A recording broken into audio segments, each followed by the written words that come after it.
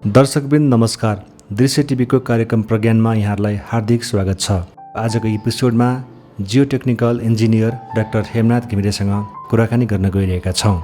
लमजुङको ग्रामीण भेगमा जन्मिएर बुढाइलेकण्ठ स्कुलबाट विद्यालय शिक्षा पुरा गर्नुभएका घिमिरेले थाइल्यान्डको एआइटीबाट जियो टेक्निकल इन्जिनियरिङमा मास्टर्स डिग्री पुरा गर्नुभएको हो। उहाँले जापानमा पिएचडीको अनुसन्धान पुरा गरेपछि पूर्वी टिमोर, थाइल्यान्ड, बङ्गलादेश लगायत विभिन्न मुलुकमा विज्ञ इन्जिनियरका रूपमा काम गरिसक्नु भएको छ। कोलम्बो प्लान अन्तर्गत भारतबाट बिए उत्तीर्ण गरेपछि उहाँले नेपाल सरकारको कर्मचारीको रूपमा खाने विभागमा पनि काम गर्नुभएको थियो। नारायणगढ मुङलिङ सडक, मेलम्ची परियोजना, लमजुङ जलविद्युत कम्पनी आदिमा समेत उहाँले काम गरेको अनुभव छ।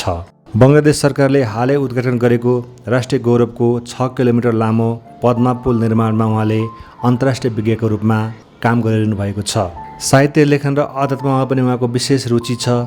चितवनमा स्थायी बसोबास गर्दै आउनुभएका डाक्टर घिमिरेसँग जियो टेक्निकल इन्जिनियरिङको करियर, साहित्य लेखन र आध्यात्मिक जीवनशैलीबारे गरिएको कुराकानी। दृश्य टिभीमा यहाँलाई स्वागत छ। धेरै धेरै धन्यवाद। यहाँले बङ्गलादेशको सबैभन्दा चर्चित पद्मा ब्रिज प्रोजेक्टमा काम गर्दै आउनुभएको छ। हजुर, अहिले पनि त्यसमा सम्बद्ध हुनुहुन्छ। हजुर, अहिले पनि त्यसमा 2.5 महिना अगाडि मात्रै पद्मा ब्रिजको उद्घाटन पनि भइसक्यो। त्यो प्रोजेक्टमा कसरी संलग्न हुन पुग्नुभयो? मैले बङ्गलादेशमा काम सुरु गरेको 2012 को जनवरीबाट। म त्यहाँ चाहिँ नेपालको सिम्याट भन्ने एउटा कन्सल्ट्यान्ट छ। सिम्याट भन्ने कन्सल्ट्यान्टको मार्फत स्मेकसँग जोडिन पुगेँ। स्मेक भनेको चाहिँ स्नोई माउन्टेन इन्जिनियरिङ कर्पोरेसन भनेको अस्ट्रेलियन कम्पनी हो। उहाँहरूको चाहिँ संसारको विभिन्न देशमा त्यो कम्पनीको शाखा छ, त्यो कन्सल्टिङ कम्पनीको। अनि बङ्गलादेशमा पनि एउटा शाखा छ। त्यति बेला साउथ एसियाको हेडक्वार्टर त्यहाँ थियो। अनि उहाँसँग जोडिन पुगेपछि अनि मलाई बङ्गलादेशमा काम गर्नको लागि बोलाउनु भयो 2012 को जनवरीमा। रेल प्रोजेक्ट थियो पहिला। रेल प्रोजेक्टको काम करिब अन्तिम अवस्थामा पुगेपछि 2014 सालको नोभेम्बरबाट मलाई चाहिँ पद्मामा फेरि जियो टेक्निकल इन्जिनियरको रूपमा काम गर्नु पर्यो भनेर मेरो काम गरिरहेको कम्पनीबाट प्रस्ताव आयो। हजुर, पद्मा ब्रिज प्रोजेक्टको डिजाइन सकिसकेको थियो। अब ल यसलाई काम सुरु गर्ने भनेर कन्ट्र्याक्टर पनि छानिसकिएको थियो। कन्ट्र्याक्टर साइडमा मोबिलाइज भइसकेको थियो। अब काम सुरु चाहिँ पहिला त जियो टेक्निकल एक्सप्लोरेसनबाट जमिनको अवस्था कस्तो छ त्यो बुझ्नु पर्यो। कन्स्ट्रक्सन फेजमा नै डिटेल जियो टेक्निकल इन्भेस्टिगेसन गर्ने भनेर तोकिएको थियो। अनि त्यसको लागि चाहिँ अनि म त्यसमा संलग्न हुनु पर्यो भनेर प्रस्ताव आयो। आएपछि अब पद्मा जस्तो बङ्गलादेशको सबभन्दा ठुलो अथवा प्रतिष्ठाको राष्ट्रिय गौरवको प्रोजेक्ट जसलाई चाहिँ त्यहाँको सरकारले नै आफ्नो राष्ट्रिय गौरवको योजना भनेर अगाडि सार्नु भएको थियो, त्यस्तोमा जोडिन पाउँदाखेरि एउटा नेपालीको रूपमा अनि मैले सहर्ष त्यो काम स्वीकार गरेँ। त्यहाँ अरू नेपाली पनि हुनुहुन्थ्यो तपाईँसँग काम गर्ने? अरू कोही पनि हुनुहुन्थ्यो टेक्निकल फिल्डमा? टेक्निकलमा अन्तर्राष्ट्रिय जति पनि हामी 24 देशका विभिन्न देशका एक्सपर्टहरू हुनुहुन्थ्यो, विशेषज्ञहरू। त्यो विशेषज्ञमा नेपालबाट म एक्लो थिएँ। 2.5 महिना अगाडि जब पुलको उद्घाटन भयो, हजुर, अनि त्यो पुलको हामीले पनि फोटो हेर्दाखेरि विभिन्न कन्ट्रीको कन्सल्टेन्टमा नेपालको पनि चाहिँ नाम छ होइन, झन्डा पनि राखिएको छ होइन। तपाईँलाई कस्तो अनुभूति भयो त्यो बेलामा? म खासमा पद्मामा मेरो आफ्नो जियो टेक्निकल इन्भेस्टिगेसनको काम मैले 2014 को नोभेम्बरमा सुरु गरेर 2018 को फेब्रुअरीसम्म मैले आफ्नो सम्पूर्ण कामहरू सिद्ध्याएर मेरो आफ्नो रिपोर्ट दिएर म त्यहाँबाट बिदाबारी भएको थिएँ। त्यसपछिका वर्षहरूमा म केही समय घरमा नै बस्छु भनेर नेपालमा नै बसिरहेको थिएँ। अनि अकस्मात यो 2022 को अप्रिलतिर मलाई स्मेकको अफिसबाट फोन आयो, तपाईँलाई एउटा फेरि नयाँ काम आएको छ, तपाईँ आउन सक्नुहुन्छ भनेर। म फुर्सदमै बसिरहेको थिएँ, म आउन सक्छु भनेर। हजुर, जियो टेक्निकल कुन काम हो भनेर सोद्धाखेरि म जियो टेक्निकल इन्जिनियर अथवा एक हिसाबले जियो टेक्निकल एक्सपर्ट भएको नाताले पद्मामा अलिकति मुख्य ब्रिज त बनिसक्यो, तर त्यसको अरू कामहरूको सिलसिलामा, सहायक कामको सिलसिलामा अलिकति जियो टेक्निकल इन्भेस्टिगेसन गर्नुपर्ने काम देखियो, त्यसको लागि आउने भनेर भन्नुभयो। म त खुसी लाग्यो।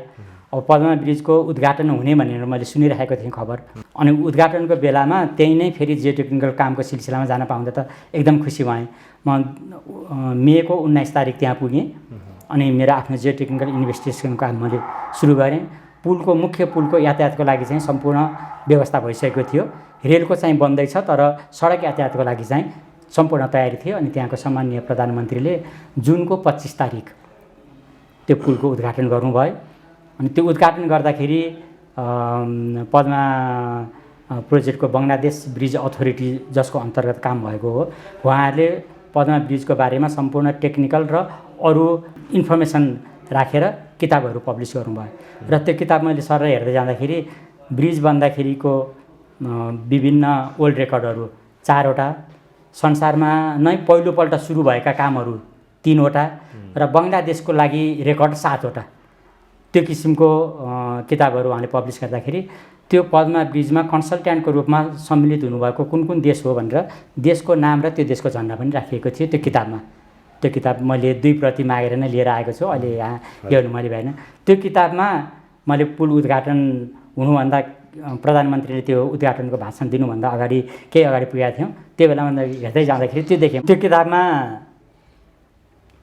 संसारको भनौँ न एक हिसाबले चर्चित पुलमा साउथ एसियाको रेकर्ड नै राखेको, संसारको 4वटा रेकर्ड राखेको पुलमा चाहिँ कुन कुन देशका कन्सल्टेन्टहरूले काम गरे भनेर जुन लिस्ट अमेरिका, बेलायत, जर्मनी यस्ता ठुल्ठुला देशको नाममा मेरो देश पनि सम्मिलित, म त्यहाँ काम गरेको हिसाबले हजुर नेपाल पनि सँगसँगै त्यहाँ आउनु र नेपालको झन्डा पनि त्यहाँ अङ्कित हुनुमा चाहिँ मलाई सबभन्दा धेरै गौरव। आफूले काम गरौँ प्राविधिक रूपमा त हामी विभिन्न ठाउँमा पुगिन्छ, त्यो छँदैछ, त्यसबाहेक यसरी देशको नाम नै त्यसमा आउँदाखेरि सबभन्दा बढी गौरवको अनुभूति। अनि अथोरिटीको प्रतिक्रिया कस्तो भयो? बङ्गलादेशको अथोरिटी छ नि, सरकारी अथोरिटी। हजुर, बङ्गलादेशको सरकारी अथोरिटी सरलाई व्यक्तिगत रूपमा हजुर त्यसमा चाहिँ हामी सुरुमा काम गर्दादेखि नै बङ्गलादेश ब्रिज अथोरिटीको अन्तर्गतको जति पनि इन्जिनियरहरू हुनुहुन्थ्यो, एक हिसाबले हेर्दाखेरि बङ्गलादेशको समग्र रूपमा बङ्गलादेशका साधारण जनताले नै नेपालीहरूलाई उच्च सम्मानको रूपमा हेर्नुहुन्छ।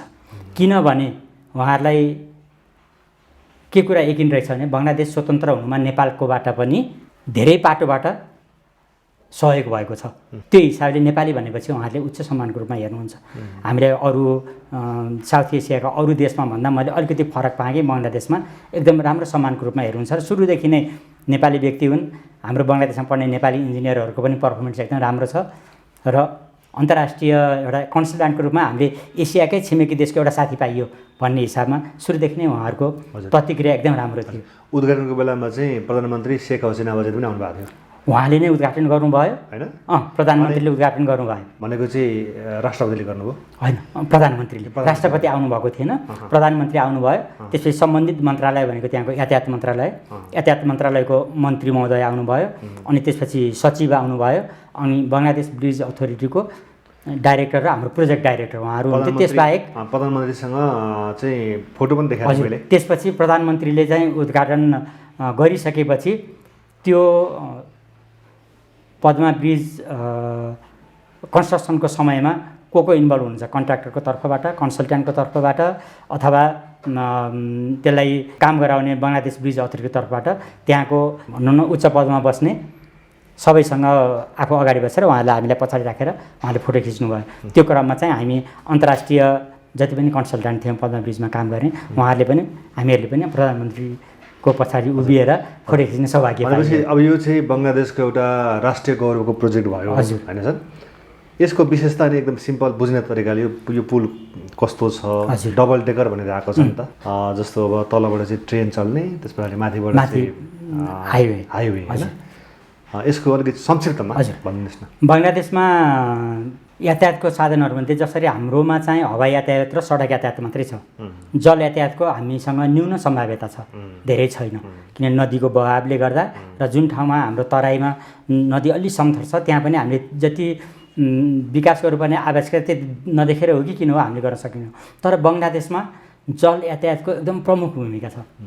एक हिसाबले हेर्ने हो भने त बर्खाको बेलामा त केही वर्ष अगाडिसम्म हरेक व्यक्ति आफ्नो घरमा पुग्न नै सानो सानो डुङ्गा लिएर घरमा पुगे हामीले फोटोहरू कतै भिडियो क्लिपहरू देखिराखेकै हो। त्यो हिसाबले जल यातायातको त्यति महत्त्वपूर्ण हुँदाहुँदै पनि यो पद्मा नदी जुन छ यो चाहिँ भारतबाट गएको गङ्गा नदी र फेरि भारतकै पूर्व उत्तरबाट आएको ब्रह्मपुत्र नदी, यति ठुल्ठुला नदीहरू मिसिएर बनेको पद्मा नदी हामीले जहाँ प्रोजेक्ट गऱ्यौँ त्यहाँ चाहिँ करिब 6.5 किलोमिटर त्यति ठुलो त्यति चौडाइको भङ्गालो छ। त्यो भङ्गालोमा 6.5 किलोमिटर हजुर, त्यसमा चाहिँ 6.2 किलोमिटर जति भनौँ न मुख्य पुल मात्रै, तर त्यसको फेरि अरू पुलसँग पुलबाट फेरि जमिनमा जानको लागि त अर्को एक्सेस चाहियो, त्यो हामीले त्यसलाई एक्सेस अथवा भाइडक्ट भन्छौँ। त्यो सहित गर्दाखेरि झन् 9 किलोमिटर हुन आउँछ, तर मुख्य पुल 6.25 किलोमिटर लामो हो। त्यो अब पुल चाहिँ बङ्गलादेश गभर्मेन्टले बङ्गलादेशको दक्षिण पश्चिमतिर जानको लागि नदीको यातायात पदमा मात्रै तरेर जान्थे मान्छेहरू। त्यो तर्दाखेरि एक त यातायातमा अलिकति जोखिम पनि भयो, विभिन्न बेलामा त्यहाँको त्यो ठुल्ठुलो पनडुब्बीहरू डुबेको पनि, धेरै व्यक्तिहरू मरेको पनि सुनियो। अनि त्यसपछि एउटा पुलको आवश्यकता भएको हुनाले अनि पहिला जमुना पुल त छँदै थियो, अलिकति त्यो चाहिँ अलिकति माथि अपस्ट्रिममै थियो। त्यो चाहिँ जमुना ब्रिजको कन्सेप्ट त्यहाँको राष्ट्रपिता बङ्गबन्धुले लिएर आउनुभएको, शेख मुजिबुर रहमानले। अनि उहाँको छोरीले चाहिँ त्यो देख्नु भएर अब पद्मामा पनि मैले बनाउन आवश्यक छ भनेर पद्माको कार्यक्रम उहाँले अगाडि बढाउनु भएको। त्यसपछि अब यो पुल बन्ने भइसकेपछि 2014को नोभेम्बरबाट म त्यहाँ जोडिएँ। अनि त्यो पुल अब त्यति ठुलो नदीमा त्यति ठुलो संरचना बनाउनको लागि त्यसको भूमिको अवस्था कस्तो छ त्यो त हेर्नै पर्यो नदीको मुनि। अनि त्यसको लागि चाहिँ हाम्रो मुख्य दायित्व मेरो भनेको जमिनको मुनि ड्रिलिङ गरेर त्यहाँको माटोको स्याम्पलहरू झिकेर अनि त्यसपछि त्यहाँको माटोको अथवा भौगोलिक अवस्था हेरेर कस्तो किसिमको डिजाइन त एक किसिमले भइसकेको थियो, त्यो डिजाइनमा केही अलिकति परिवर्तन गर्नुपर्छ कि केही गर्नुपर्छ कि भन्ने किसिमको सजेसन दिने, त्यो किसिमको मेरो आफ्नो प्रमुख दायित्व थियो। त्यो दायित्व मैले 2014को नोभेम्बरबाटै सुरु गरेँ। एकदमै धेरै ठुलो काम, आफूले आफ्नो प्राविधिक क्षेत्रमा काम गर्दाखेरिको नयाँ किसिमको यो त्यति जमिनको अथवा नदीको तहबाट 120 मिटरसम्म ड्रिलिङ गरेर नयाँ नयाँ उपकरणहरू त्यहाँ हामीले प्रयोग गरेका उपकरणहरू पनि प्रायः जसो जियो टेक्निकल इन्भेस्टिगेसन गर्दाखेरि अरू ठाउँमा धेरै ठाउँमा प्रयोग गरिँदैन। त्यो किसिमका उपकरणहरू जुन बेलायतबाटै बनेर आएका थिए ती उपकरणहरू प्रयोग गरेर हामीले काम गरियो, समयमा आफ्नो काम पुरा गरियो। अनि त्यो संरचना बन्दै गर्दाखेरि त्यति ठुलो किसिमको संरचना पद्मा ब्रिजमा सुरुमा त बाहिर संसारले पनि अरूले पनि यो सम्भव नभएको काम किन बङ्गलादेशले सुरु गर्यो, किन यो कन्सल्टेन्टहरूले यस्तो काम सुरु गरेको होला भन्ने किसिमको प्रतिक्रिया सुनिन्थ्यो अरे, आइरहेको थियो अरे। हामीले सोझै नसुने पनि पत्रिका मार्फत अरू सम्बन्धित व्यक्तिहरूले भन्नुहुँदाखेरि यो चाहिँ नहुने काम सुरु गरे यिनीहरूले भन्ने किसिमको थियो अरे। त्यो किसिमको सरकारले र मुख्य किसिमले सरकारले नै भनौँ त्यो किसिमको एउटा रिस्क नै भनौँ न, त्यो किसिमको लिएर यो बनायो भने मेरो यातायातको लागि बङ्गलादेशमा जुन जल यातायातबाट मात्रै पद्मा नदीको ठाउँमा हामीले दक्षिणतिर जान सकिन्छ भने यो भइसकेपछि मुख्य गएर दक्षिण भेगका जनतालाई एकदमै सजिलो हुन्छ।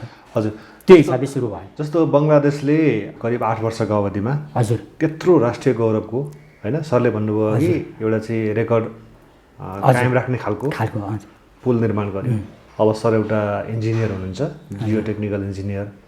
अब हामी कहाँ चाहिँ एउटा सानो पुल पनि वर्षौँसम्म अलपत्र गर्ने, अब मेलम्ची प्रोजेक्ट चाहिँ भनेको तोकिएको समयभन्दा यतिका वर्षपछि आएको थियो, अहिले अवस्था त्यो खालको छ। अलिकति रिलेट गरौँ न हाम्रो देशको यसमा विकासको चाहिँ तौर तरिका अनि अन्तर्राष्ट्रिय अनुभव सरको। मैले अब नेपालमा काम गर्दाखेरि त्यति धेरै ठुलो प्रोजेक्टमा काम गर्ने अनुभव नपाए पनि प्रोजेक्टहरू सञ्चालन कसरी भएको छ, के भइरहेको छ, त्यसको अन्तर्य एकदम डिटेल धेरै गहन रूपमा बुझ्न नपाए पनि बाहिर रूपमा त एउटा प्राविधिकको हिसाबले त सबै अध्ययन गरिराखेको छु।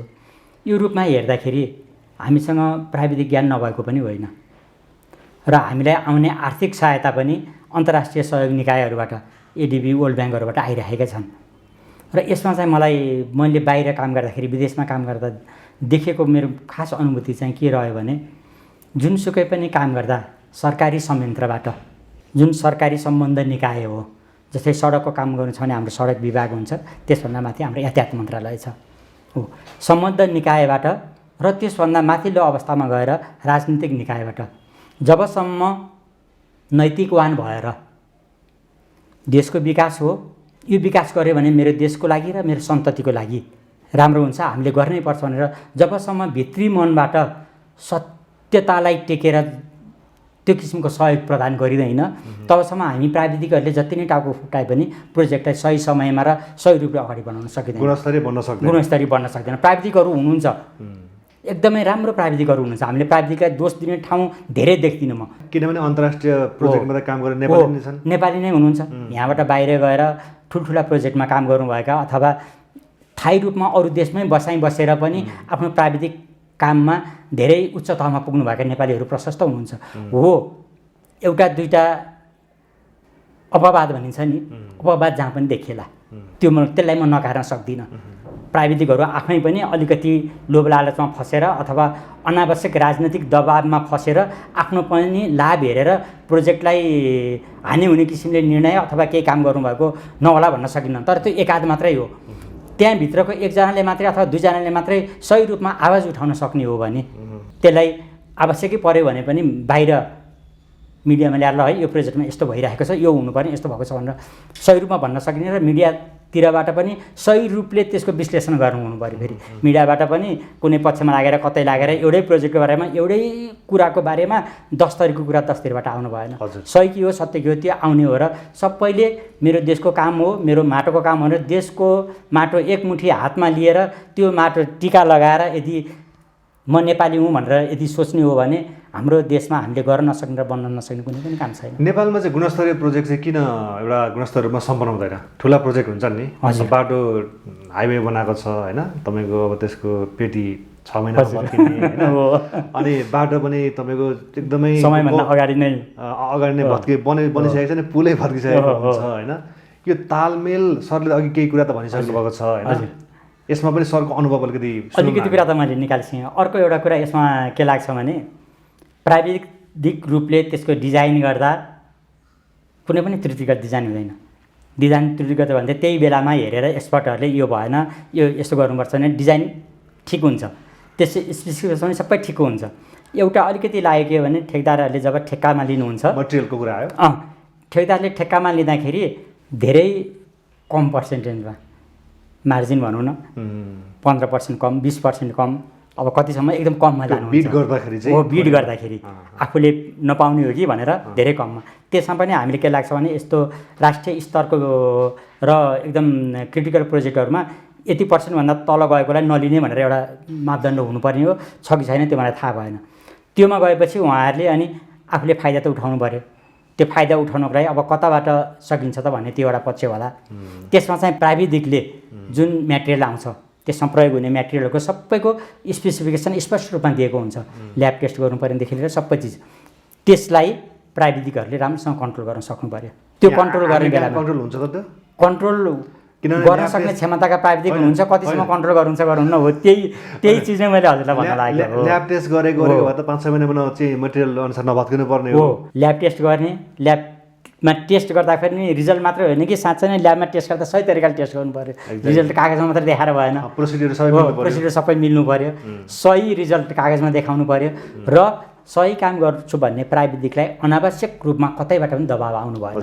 मलाई कता कता लाग्छ भने म आफू अनुभवी त होइन, तर कता कता के लाग्छ भने प्राविधिकलाई अनावश्यक दबाब आउने भएको हुनाले नै अनि त्यहाँ चाहिँ विभिन्न चिजहरूमा अलिकति कम्प्रोमाइज गरिन्छ।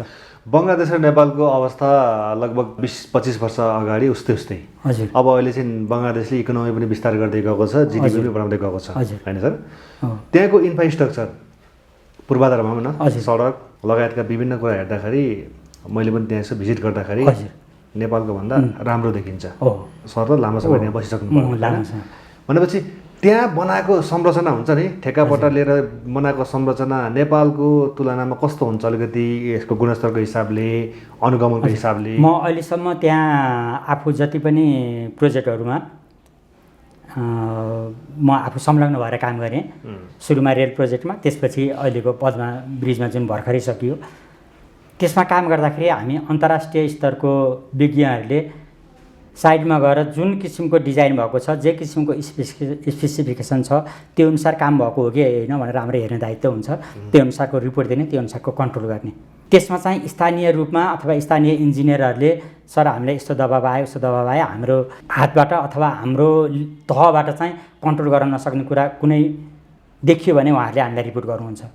त्यो जुन पनि ठाउँमा हुन्छ, प्रायः जस्तो हाम्रो साउथ एसियामा सायद हुन्छ। त्यहाँ पनि दबाब आउँछ? दबाब हामीलाई आउँदैन, स्थानीय इन्जिनियरहरूलाई आउन सक्छ। अलिकति मार्जिन राखौँ के गर्नु त्यस्तो किसिमको आउन सक्छ। उहाँहरूले त्यस्तो दबाब आयो भने उहाँले हामीलाई रिपोर्ट गर्नुहुन्छ। हामी साइडमा गइन्छ, रेगुलरली साइडमा हेरिन्छ कामको, हेर्दाखेरि त्यस्तो किसिमको दबाब हामीले महसुस गऱ्यो उहाँले गरियो भने हामीले आफ्नो रिपोर्ट गरिन्छ र अनि त्यसपछि हाम्रो माथिल्लो तह अथवा हामी आफूले कन्ट्रोल गर्ने ठाउँमा हामीले गरिन्छ र प्राविधिक रूपमा हामीले कुनै पनि कम्प्रोमाइज गर्दैनौँ। क्वालिटीमा के कम्प्रोमाइज गरिँदैन क्वालिटेटिभली हो। त्यो किसिमको क्वालिटीको हिसाबमा जब इन्जिनियरले कम्प्रोमाइज नगरिकन काम अगाडि बढाउन खोज्छ त्यसपछि जसले दबाब दिएको उसले पनि दबाब दिन सक्दैन। गुणस्तरीय खालको हुन्छ। म आफैले त्यहाँ अनुभव गरेकै त्यस्तै कुनै ठाउँमा काम गर्दाखेरि अलिकति स्थानीय व्यक्तिहरूको दबाब आयो भन्ने सुनियो। अनि मैले एकजना स्थानीय व्यक्तिसँग अरू धेरै गफ गरिनँ। यो रेल पुरा भइसकेपछि यो रेल चढ्ने तपाईँ र तपाईँको सन्तान हो कि म हो भनेर सोधेँ मैले उहाँलाई। अनि उहाँले चाहिँ मेरो सन्तान हो, तपाईँ त यहाँ काम गर्न बाहिरबाट आउनुभएको, आफ्नै देशमा जानुहुन्छ भन्नुभयो। अनि तपाईँले चढ्ने रेल र तपाईँको सन्तानहरूले प्रयोग गर्ने रेल राम्रो होस् भन्ने चाहनुहुन्न।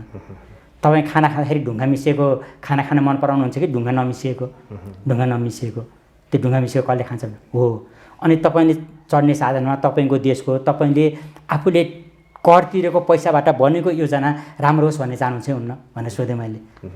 सोधेपछि म चाहन्छु भन्नुभयो उहाँले त्यो एकदम प्राकृतिक रूपमा उत्तर दिनुभयो। मैले कसरी घुमाएर कुरा गरेको छु उहाँले सायद बुझ्नु भएन होला। हो, तपाईँले यस्तो चाहनुहुन्छ भने म चाहिँ कुन देशबाट आएर चाहिँ तपाईँको काम गुणस्तरीय होस् भनेर मैले कन्ट्रोल गर्न खोज्ने, अनि तपाईँका मान्छेहरूले त अरूहरूले चाहिँ होइन यति नगरे पनि चल्छ भनेर किन भनेका त भनेपछि उहाँ झसक्क हुनुभयो। हो, त्यस्तो किसिमले अलिकति डिल गर्ने हो भने व्यक्तिहरूले मान्नुहुन्छ। अनि त्यसपछि उहाँले कुनै पनि दबाब कहीँ पनि दिनु भएन, अझ हामीलाई सहयोग गर्नुभयो, राम्रो रूपमा अगाडि बढ्यो। हो, यो किसिमको हाम्रो पनि जुन रूपमा यहाँ पनि त्यो खालको आयोजनामा काम भइरहेको छ त्यो अनावश्यक दबाब कसैले पनि दिनु भएन। आफ्नो व्यक्तिगत स्वार्थ हेरेर देशको एउटा परियोजनालाई नै प्रभाव पर्ने किसिमले किन दबाब दिने? आज मात्रै मैले न्युज हेरिरहेको थिएँ। हाम्रो सिक्टा छ नि, 16 वर्षमा कति 19 अर्ब कति खर्च भयो। हजुर, अहिलेसम्म चलेको छैन होइन। अब त्यो चाहिँ तपाईँको अब हेडलाइनै थियो, यो चाहिँ अनियमितता नभएर के भएको हो त। अब त्यहाँ जसलाई चाहिँ जुन पक्षलाई अनियमितता भयो, राम्रो काम गरेन भनेर चाहिँ मुद्दा परेको थियो, ऊ पनि क्लिन चिट पाइसक्यो अब होइन। भनेपछि यो चाहिँ हामी कहाँ विडम्बनै छ। अब सरले नेपालमा जस्तो यो मुङलिङ नारायण सडक सडकमा पनि काम गर्नुभयो होइन, एउटा कम्पनीमा पनि लमजुङ विद्युत विकास कम्पनी पनि काम गर्नुभयो होइन। अप्ठ्यारा के कस्ता हुँदो रहेछन् काम गर्दाखेरि? मुङलिङ नारायणघाटको सडकमा चाहिँ त्यति बेला खालि रिपेयरको काम मात्रै थियो। त्यस्तो किसिमको अप्ठ्यारो र त्यो अलिकति हाम्रो प्रमुख मार्ग नै भएको हुनाले त्यसमा चाहिँ र बस्तीहरू पनि खास छैन त्यसमा, र बस्ती भएकाहरूबाट पनि हामीलाई त्यस्तो अवरोध केही पनि आएन, सहयोग नै भयो त्यहाँ। त्यसपछि म गएँ मेलम्ची खानेपानी योजनाको सुरुङ प्रवेश मार्ग, सुरुङमा प्रवेश गर्नको लागि मुख्य सडकबाट त्यहाँसम्म बाटो बनाउनु पर्ने ठाउँमा। त्यहाँ चाहिँ पहिलादेखि नै त्यो योजनालाई अलिअलि गिजालिसकेको रहेछ स्थानीयहरूलाई उकासेर। ठिक छ, स्थानीयहरूलाई हामीले हाम्रो योजनाको कारणले स्थानीय व्यक्तिको रोजीरोटी र उहाँहरूको खाइपाइ आएको कमाइ आएको चिजमा चाहिँ हामीले दखल दिनु हुँदैन। उहाँको घर मासेर बारी मासेर बाटो गएको छ भने त्यसको उचित भन्नाले चलिआएको सरकारले बनाउनु पर्यो। सरकारी रेट अनुसार हो कि उहाँको स्थानीय रेट अनुसार हो कि अथवा त्यो दुईटाको समायोजन गरेर हो कि त्यो गरेर उहाँलाई दिनु पर्यो। र त्यसपछिको रोजगारीको उहाँहरूलाई केही दिनु पर्यो भने त्यो रोजगारी सुनिश्चित गराइदिनु पर्यो। अनि ल अब यति भएपछि तपाईँ सन्तुष्ट, तपाईँले अब यसबाहेक अरू लफडा निकाल्नु भयो भने तपाईँलाई कानुनी कारबाही गरिनेछ। यो किसिमको स्पष्ट सरकारले गर्नुपर्ने सहयोग उहाँलाई दुःख नपारिकन, किनभने हामीले व्यक्तिको जनताको नै खुसीको लागि प्रोजेक्ट ल्याउँदैछौँ भने जनता मारेर जनतालाई दुःख ल्याउने त कुरै भएन। तर जनताले पनि के बुझ्नु पऱ्यो भने मैले आफ्नो पाउने चिजको सम्पत्तिको जति त्यहाँ नष्ट भएको थियो त्यो सम्पत्तिको मैले जति पाउनु पर्ने हो त्यसको परिपूर्ति मैले पाइसकेँ। अब यो प्रोजेक्ट भनेको मेरो आफ्नो भलाइको लागि हो, यसलाई गर्न दिनुपर्छ भनेर जनताले बुझ्नु पऱ्यो। र मुख्य गरेर स्थानीय ठुलाबडा भनौँ अथवा त्यहाँको सामाजिक कार्यकर्ताको रूपमा चिनाउन चाहनुहुन्छ उहाँहरूले, नेताजीहरूले, र राष्ट्रिय स्तरका नेताजीहरूले पनि त्यो रूपमा बुझेर ल है यो राष्ट्रिय योजनाको राष्ट्रिय स्तरको अथवा हामीलाई देशमा विकास गर्ने खालको योजना हो, हामीले अनावश्यक दबाब अनावश्यक केही पनि गर्नुहुन्न भनेर त्यसरी जानु पर्यो। यहाँको विश्लेषण चाहिँ यो विभिन्न खालका राष्ट्रिय योजनाका प्रोजेक्टहरूमा हजुर अनि विभिन्न पूर्वाधार निर्माणका प्रोजेक्टहरूमा गिजलिनु र गुणस्तरीय बन्नुमा चाहिँ राजनीतिक मुख्य रूपमा मैले सोचेको राजनीतिक प्रतिबद्धता चाहिन्छ। जब राजनीतिक प्रतिबद्धता भएर तल आउँछ अनि सबैलाई आफ्नो कर्तव्य पुरा गर्न त्यहाँ प्रेसर पर्छ, एक किसिमको राजनीतिक प्रतिबद्धता आएपछि नै प्रेसर पर्छ। नत्र भने प्राविधिकले आफूले आफ्नो प्राविधिक काम म ठिक रूपमा गर्छु भनेर उता गएको हुन्छ नि साइडमा, जाने बित्तिकै प्राविधिकले आफ्नो प्राविधिक रूपमा काम गर्न खोज्ने बित्तिकै त्यहाँ स्थानीय केही समस्या अथवा बनाइएको समस्या भइरहेको समस्या त कानुनी रूपमा सबै रूपमा समाधान हुन्छ हो बनाइएको समस्या जुन राजनीतिक समस्या हुन्छ नि हो त्यो समस्या प्राविधिकले त्यसलाई समाधान गर्न सक्दैन नि गाह्रो हुन्छ नि हो त्यो आइसकेपछि अनि प्रोजेक्ट गिजे लिन्छ अनि त्यो आउन नदिनुलाई प्रतिबद्धता छ अब सरको अलिकति यो व्यक्तिगत जीवनतर्फै फर्किनु होइन लमजुङमा बाल्यकाल बिताउनु भयो हजुर लमजुङको सबभन्दा उत्तर बाहुन डाँडामा म जन्मेँ बाहुनडाँडामा जन्मनु भयो अनि पछि चितवनमा बसेसराई आउनु त्यसपछि म 2061 सालमा चितवनको चन्द्रनगरमा बसेसराई गरेँ भनेपछि अनि पढाइ चाहिँ यो बुढानीला कण्ठ स्कुलमा हजुर छात्रवृत्तिमा बुढानीला हजुर म बाहुनडाँडामै त्यस पछाडि तपाईँको बुढानीला कण्ठदेखि अनि कोलम्बो प्लानमा इन्डिया पढेँ हुँदै खाने विभागको जागिर होइन अनि शिक्षाको अलिकति म सुरुबाटै सुरु गरौँ है प्राविधिक शिक्षा अन्त्यमा चाहिँ जापानबाट पिएचडी हजुर यसलाई सरले अलिकति छोटकरीमा सुरुको प्राविधिक शिक्षा बाहुनडाँडाकै चन्द्रोदय माध्यमिक विद्यालय थियो त्यति बेला अहिले उच्च माध्यमिक भयो अहिले उच्च माध्यमिक नभइन माध्यमिक मात्रै भनिन्छ क्यारे त्यहाँ सुरु गरेँ बुढानी स्कुलबाट त्यति बेला चाहिँ सरहरू गाउँ गाउँमै गएर परीक्षा लिने जिल्लाको गाउँ गाउँमा पुगेर परीक्षा लिने चलन थियो गाउँ गाउँमा गएर परीक्षा लिएर त्यति बेला छानिएर 2033 सालमा बुढानी स्कुलमा मैले 4 कक्षादेखि 10 कक्षासम्म मैले पूर्ण छात्रवृत्तिमा पढ्ने सौभाग्य पाएँ त्यहाँ पाएपछि मेरो आफ्नो जीवनको शिक्षाको सबै पाटो मेरो सोचाइको विचारको सबै पाटो फरक टर्निङ पोइन्ट भयो हजुर एकदमै ठुलो टर्निङ पोइन्ट मेरो आधार नै त्यही हो मेरो टेकाइको आधार नै त्यही हो त्यही शिक्षा हो त्यहीँको गुरुहरू हो त्यहीँको साथीहरू हुन् त्यही आधारमा टेकेर त्यसपछि मैले आइएससी अमृत क्याम्पसबाट पुरा गरेँ त्यसपछि पनि सौभाग्यले मैले कोलम प्लान अन्तर्गत इन्डियामा 4 वर्ष स्कलरसिपमा पढ्ने मौका पाएँ 4 वर्ष इन्जिनियरिङ त्यहाँबाट गरेँ त्यसपछि केही वर्ष खाने विभागमा सरकारी माइनिङ इन्जिनियरको रूपमा काम गरेँ अनि फेरि स्कलरसिप नै प्राप्त गर्ने सौभाग्य भयो अनि मास्टर्सको लागि ब्याङ्ककमा गएर मैले करिब हाम्रो 20 महिनाको कोर्स हुन्थ्यो त्यहाँ एआइटीमा एसियन इन्स्टिच्युट अफ टेक्नोलोजीमा ब्याङ्ककमा मैले मास्टर्स पुरा गरेँ अनि त्यसपछि 2 वर्ष करिब मैले त्यहीँ नै काम गरेँ मेट्रो रेलमा अनि 2000 को अक्टोबरमा जापान सरकारको भनौँ न एक हिसाबको प्रतिष्ठित छात्रवृत्ति छ शिक्षा मन्त्रालयले दिने मोनबुका गाकुसो स्कलरसिप भनेर छोटकरीमा मोनमुसो स्कलरसिप भनिन्थ्यो त्यो प्राप्त गरेर म जापानमा पिएचडी गर्न होक्काइडो जापानको सबभन्दा उत्तरमा रहेको टापु होक्काइडोमा पुगेँ त्यहाँ करिब 3.5 वर्षमा मैले आफ्नो पिएचडी सिद्ध्याएर जियोटेक्निकल इन्जिनियरिङमै गर्नु हजुर त्यहाँ जियोटेक्निकल खास गरेर यो रक मेकानिक्स भनेको चट्टान सम्बन्धीको अध्ययनमा थियो मेरो पिएचडी अनि त्यो सकेपछि अनि म नेपाल नै फर्केँ त्यसपछि मेरो प्राविधिक कामको सिलसिला अध्ययनको पाटो टुङ्गियो अध्ययन भन्नाले शैक्षिक अध्ययन भनौँ न त्यसपछि आफ्नो निजी अध्ययन छँदैछ देशहरुमा चाहिँ व्यावसायिक रूपमा काम गर्नुभयो व्यावसायिक रूपमा अब सुरुमा काम सुरु गरेको मैले ब्याङ्ककमै भयो अनि त्यसपछि मैले यो इन्डोनेसियाबाट भर्खरै छुट्टिएको थियो 2006 मा इस्ट टिमोर भन्ने टिमोर लेस्टे पनि भन्छन् इस्ट टिमोर पनि भन्छन् त्यहाँ 2006 को अन्तिमतिर काम गर्ने मौका पाएँ 2007 मा र 8 मा गएर करिब 4.5 महिना जति मैले अफगानिस्तानमा काम गरेँ अनि त्यसपछि मलेसिया र लाओसमा करिब 2 वर्ष जति काम गरेँ अनि त्यसपछि अहिले 2012 देखि बङ्गलादेशमा छु यिनै हुन् मैले सबभन्दा लामो समय चाहिँ बङ्गलादेशमा सबभन्दा लामो समय बङ्गलादेशमा अनि खाने विभागमा काम गर्दा गर्दै तालिमको रूपमा जर्मनमा गएँ 1 महिना जति हजुर त्यति नै हुन् मैले विदेशमा भ्रमण गरेका अथवा काम गरेका ठाउँहरू नेपालमा चाहिँ अघि पनि हामीले चर्चा गर्यौँ केही समय नेपाल पनि काम गर्नु हजुर नेपालमा अब सुरुमा खाने विभागमै सरकारी इन्जिनियरको हिसाबमा काम गरेँ 5 वर्ष जति अनि मैले पिएचडी गरेर फर्किसकेपछि मुली नारायणघाटको बाटोमा त्यति बेला रिपेयर चल्दै थियो त्यसमा केही समय अनि मेलम्चीको त्यो सुरुङ प्रवेश मार्गमा अनि त्यसपछि लमजुङ विद्युत विकास कम्पनीमा काम गरेँ र छोटो समय एउटा प्राविधिक परामर्शदाताको हिसाबमा माई हाइड्रो पावरमा पनि केही समय काम गरेँ माई खोला हाइड्रो पावरमा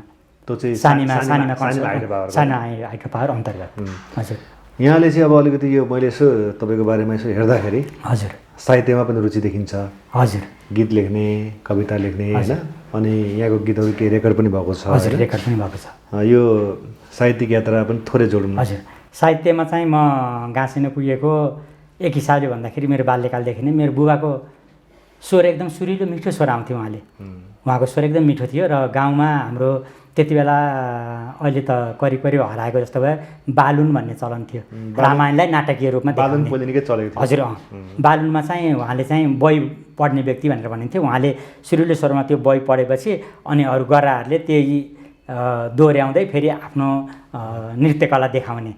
अनि त्यो बुवाले पाठ गर्दाखेरि सुरिलो स्वरमा र घरमै बस्दाखेरि पनि रामायण र महाभारतका श्लोकहरू सुरिलो स्वरमा उहाँले गाउनु हुँदाखेरि त्यो अलिकति प्रभाव मलाई सानैदेखि परेको थियो।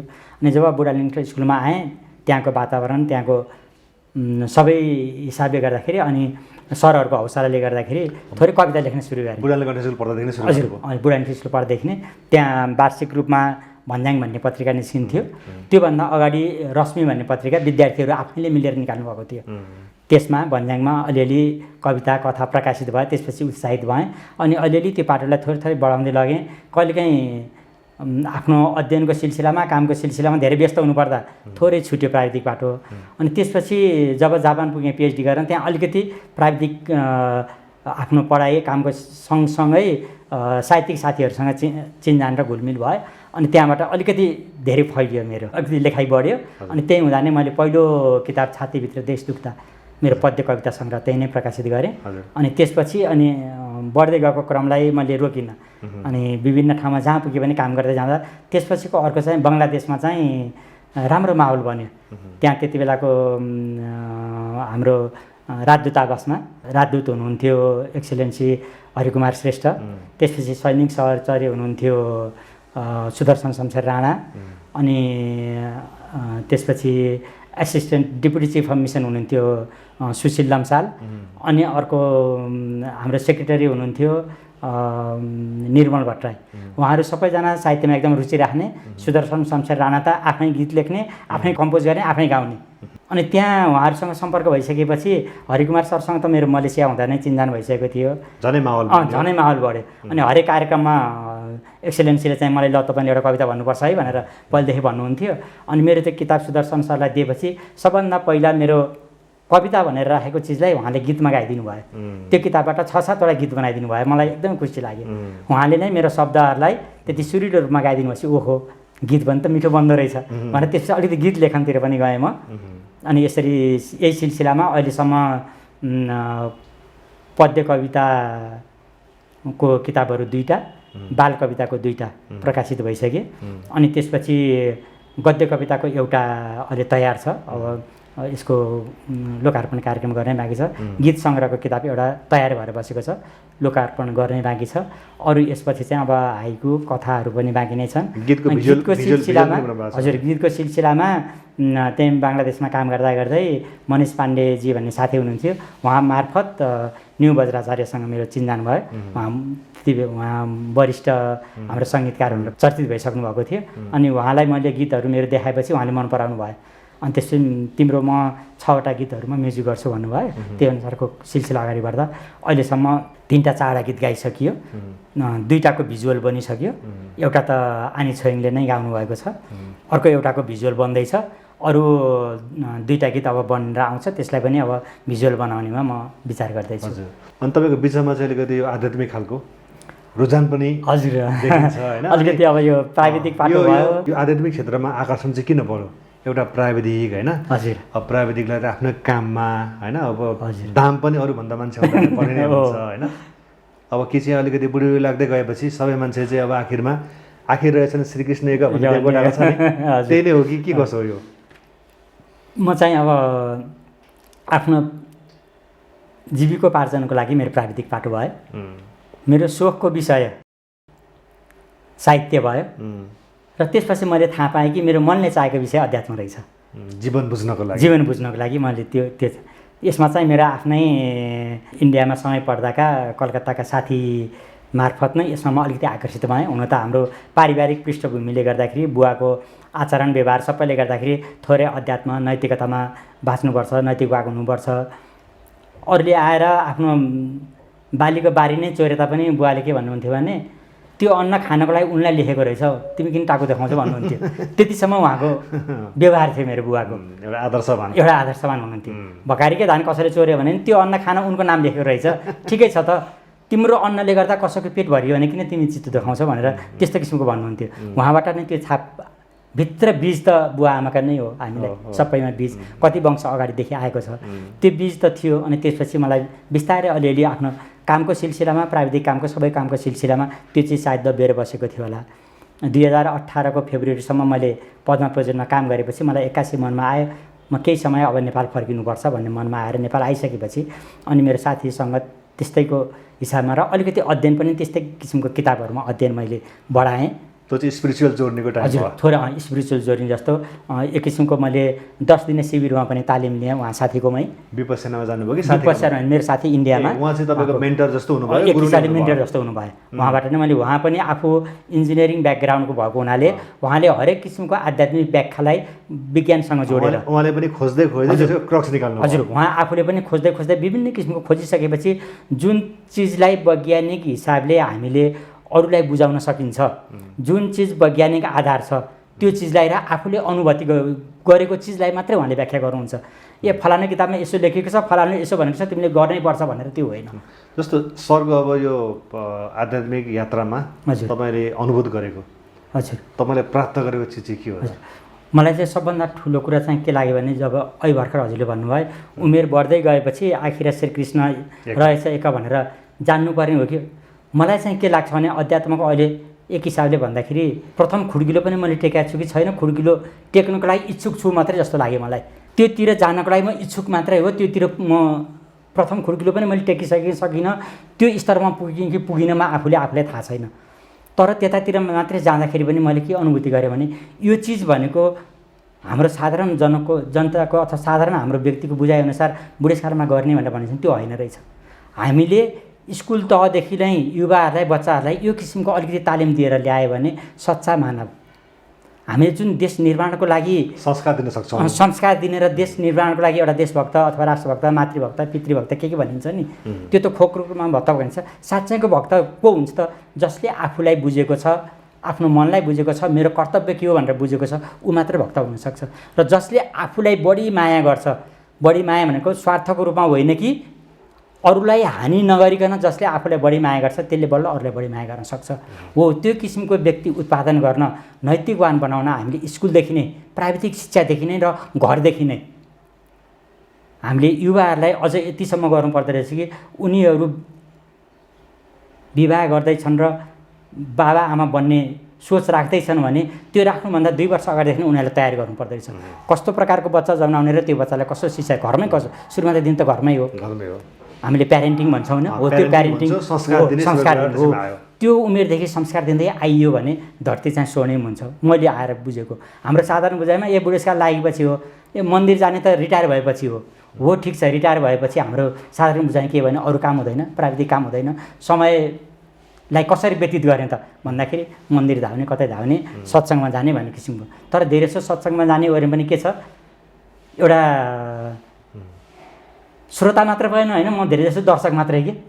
श्रोताले त सुनेर त्यसलाई मनन गर्छ, उहाँहरू त सत्सङ्गमा जानुहुन्छ दर्शक मात्रै, टल्ला आँखाले हेऱ्यो के सुन्यो थाहा छैन, घर आएपछि फेरि त्यो बिर्सियो। त्यसको एसेन्सलाई हो, त्यसको मुख्य कुरो के हो त, त्यसलाई लिएर त्यसलाई व्यवहारमा उतार्नु पर्यो, त्यसलाई आत्मसात गर्नु पर्यो। जब आफूले त्यो चिजलाई व्यवहारमा उतारिन्छ, जब आफूले त्यो भित्र अनुभूति गरिन्छ, त्यसपछि मात्र मैले तपाईँलाई भन्न सक्छु नि। म आफू तपाईँले देख्दै म आफूले केही काम गरिरहेको छु भने मेरो नैतिकताले तपाईँलाई त्यो काम नगर्नुहोस् भन्न मिल्छ? तपाईँले त्यो मान्नु नै हुन्न नि। आफूले चाहिँ त्यो काम गरिरहेको छ मलाई नगर भन्छ भन्नुहुन्छ नि, हो त्यही हो। जस्तो यहाँको चाहिँ अब यो आध्यात्मिक यात्रामा चाहिँ एउटा यो इनर जोर्नी भन्छौँ नि, हजुर, अन्तरयात्राको चाहिँ अन्तर्मनको यात्रा भनेर जस्तै भनौँ, सुरुवात भएको छ भनेर बुझौँ अहिले। भर्खर सुरुवात भएको जस्तो छ। सरको बङ्गलादेशको बसाइ निकै लामो समय भनौँ न, हजुर, लगभग 6-7 वर्ष जोडजाड गर्दा भइसक्यो, हजुर होइन? त्यस बिचमा यो नेपाल र बङ्गलादेशको छ नि, दुईटाको तुलना गर्दाखेरि चाहिँ के कस्ता समानता पाउन सकिन्छ र त्यहाँबाट नेपालले सिक्नुपर्ने होइन, अनुसरण गर्नुपर्ने पक्षहरू के हुन सक्छन् त? मैले बङ्गलादेशमा 2012मा गएपछि सुरुमा हामीले सोझो रूपमा तुलना गर्ने भनेको डलर एक्सचेन्ज रेट कति छ भनेर तुलना गरिन्छ। त्यति बेला डलर एक्सचेन्ज रेट बङ्गलादेशको पनि 80 टाका थियो, हाम्रो 80 रुपैयाँ थियो, अलिकति तलमाथि होला। तर यो बिचमा त्योभन्दा अगाडि आधार बनेको हुनाले नै बङ्गलादेश माथि उठ्यो। आधार उहाँहरूको मैले त्यहाँ हेर्दाखेरि मुख्य रूपमा के लाग्यो भने कृषिमा उहाँहरू आत्मनिर्भर हुनुभयो। बङ्गलादेश कृषिमा आत्मनिर्भर भयो। हजुर, पहिला थिएन, पहिला कृषिमा आत्मनिर्भर। नेपालले हामीले सुनेअनुसार कहिलेकाहीँ नेपालले धान चाहिँ निर्यात गर्थ्यो बङ्गलादेशमा भनेर सुनिन्थ्यो हामीले। अहिले बङ्गलादेश आत्मनिर्भर भयो। हामीले आफूलाई कृषि प्रधान देश भन्छौँ, तर कृषिमा, अन्नमा, फलफुलमा कुनै पनि हामी निर्भर भएनौँ। हाम्रा पहाडहरू किन उजाड भएर बसे? हामीले मनाङ र जुम्लाको स्याउ किन विदेश पुर्याउन सकेनौँ? किन नेपालमा प्रशस्त भएर विदेश पुर्याउन सक्नुपर्ने हो नि? र हाम्रा लेकहरूमा हुने भेडा, बाख्रा, च्याङ्ग्राहरू सबै हाम्रा यति धेरै उनीहरूले बजार पाउनुपर्ने हो। त्यो किसिमको हामीले कृषि प्रधान मात्रै भन्यौँ, त्यो अनुसारको गर्नुपर्ने व्यवहारमा गरेर देखाउनु पर्ने काम हाम्रोमा त्यो पाटो छुट्यो। बङ्गलादेशले व्यवहारमै गरेर कृषिमा उहाँहरू आत्मनिर्भर हुनुभयो। त्यसपछि अर्को उहाँलाई धेरै सपोर्ट गर्ने मैले देखेको गार्मेन्ट, टेक्सटाइलले एकदम मात्रामा सपोर्ट गर्यो उहाँहरूलाई।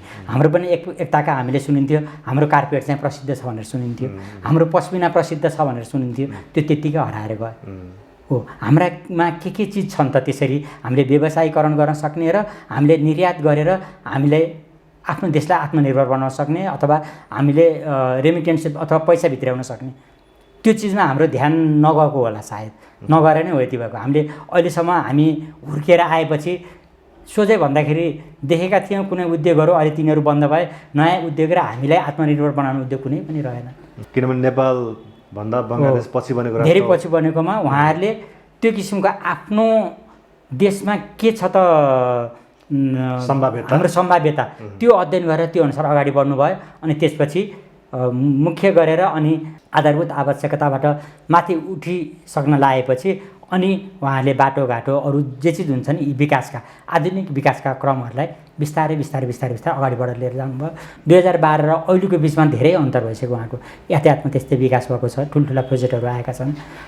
हामीले सोझै रूपमा विमान बङ्गलादेश र हाम्रो वायुसेवा निगमलाई नै तुलनात्मक रूपले हेर्दाखेरि पनि देखिन्छ विमानका कतिवटा अन्तर्राष्ट्रिय भइसक्यो, हाम्रो झन् खुम्चिँदै गइरहेको छ। यो किसिमको सबै चिज आखिरीमा जोड्नु पर्दाखेरि अब राजनीतिक प्रतिबद्धता पनि जोडिँदो रहेछ। किनभने देश सञ्चालन गर्ने नै राजनीतिले हो। उहाँहरूले हामी त केही समय आउने हो, अरू भएको स्थायी संयन्त्रले सञ्चालन गर्ने हो भन्नुहुन्छ नि, हो स्थायी संयन्त्रले हो, तर त्यो स्थायी संयन्त्रलाई तपाईँहरूले अनावश्यक लोभ लालचको दबाब नदिनुहोस्। स्थायी संयन्त्रलाई स्थायी रूपमै देशको लागि काम गर्न दिनुहोस् त, गरिहाल्छन् नि। स्थायी संयन्त्रलाई चाहिँ राम्रोसँग काम गर्न नदिने अनि तिमीहरूले नै हो गर्दा देश बिग्रेको भनेर औँला ठड्याउने, त्यो त भएन नि। एउटा पिउनको सरुवा गर्न कहाँ माथिसम्म पुग्नु पर्ने, अनि त्यो अफिसको हाकिमलाई चाहिँ तिमीले आफ्नो पिउनलाई किन तल नलगाएको भन्ने, त्यो चाहिँ मिलेन। आखिरमा कुरा त्यहीँ जोडियो, मैले जोड्न नचाहँदै पनि। तर देशमा सम्भावना जति पनि छन्, मेरो देश स्वर्गीय छ, आनन्द छ।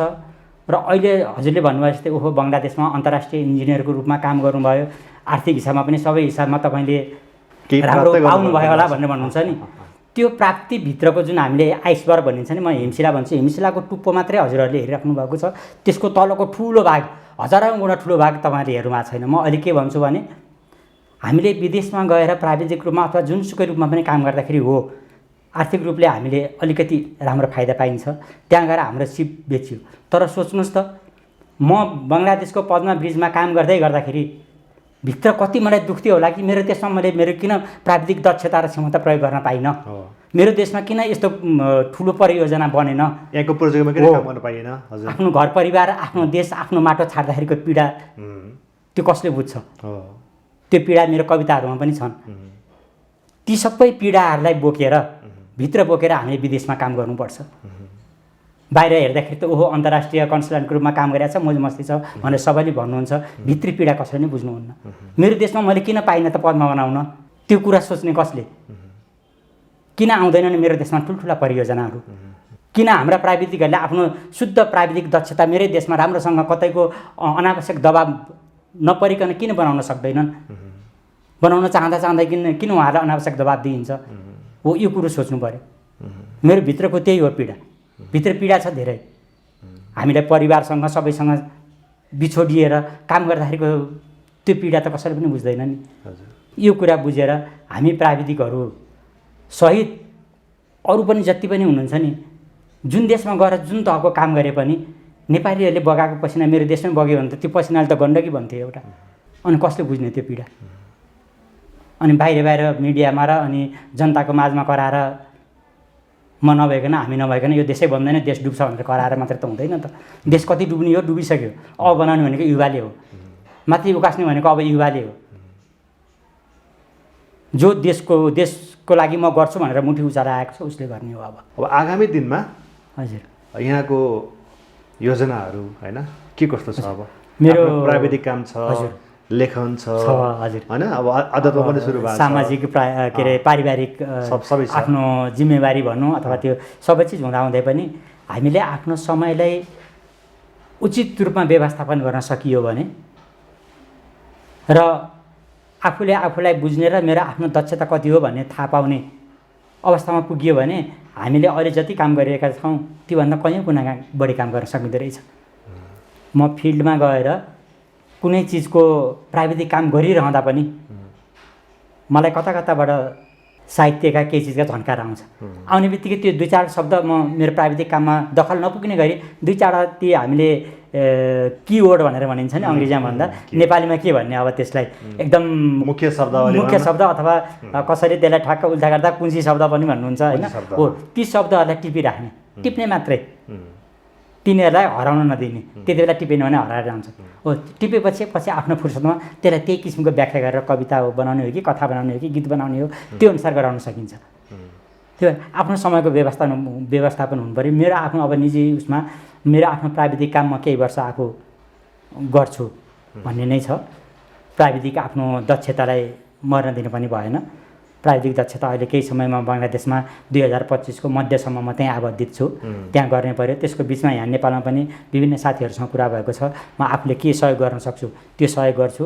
त्यसपछि साहित्यमा पनि लाग्छु र आफ्नो समय व्यवस्थापन गरेर जुन मैले यो सुरु गरेको छु आफूले आफूलाई बुझ्ने चिज स्पिरिचुअल जर्नी, हजुर त्यसलाई हामीले आध्यात्मिक भनौँ, आध्यात्मिक हिसाबको त्यसलाई चाहिँ निरन्तरता, जति निरन्तरता दिन सक्यो, जति अभ्यास गर्न सक्यो त्यति नै यो खारिँदै जाँदो रहेछ। अभ्यास नै महत्त्वपूर्ण कुरा। हजुर अभ्यास नै महत्त्वपूर्ण। अभ्यास नगरिकन जस्तै हामी कुनै चिजमा यो को ध्यानको शिविरमा जान्छौँ नि, गयो 2-3 दिनको अथवा कतै सुन्यो टिभीमा हेऱ्यो 2 दिनसम्म जोसिएर गऱ्यो त्यसपछि छाडिदियो, त्यो भएन।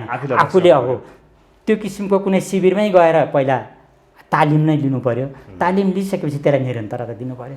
र आफ्नो जीवनमा पनि कसैले केही भनेको चाहिँ साँच्चै हो कि होइन, जस्तै म आफूले अनुभूति गर्दा सकारात्मक भइराख्ने हो भने सकारात्मक सोचको विकास दिमागमा हरेक समय सकारात्मक, कहिलेकाहीँ नकारात्मक आउँदैन भन्ने होइन, आउँछ।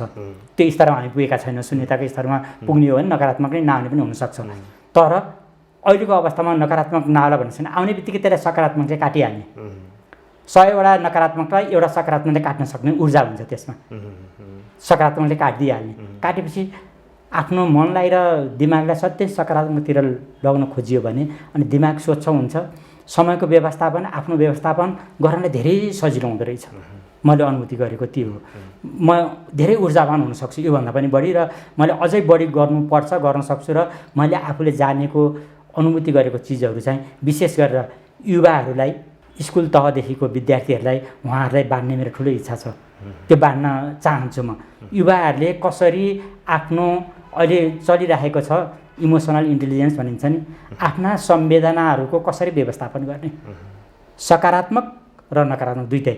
कुनै व्यक्तिहरू कहिलेकाहीँ वात्त सफल हुने बित्तिकै 2-4 वर्षमा उहाँहरू एकदमै बिग्रेर गएको पनि हामीले देखिएको छ। कहिलेकाहीँ नकारात्मक चिजहरू अथवा विद्यार्थीहरू फेल हुँदाखेरि, कुनै व्यवसायमा फेल हुँदाखेरि त्यसलाई सहन नसकेर सबै बिग्रिनु भएको, अव्यवस्थित हुनुभएको देखेको छ।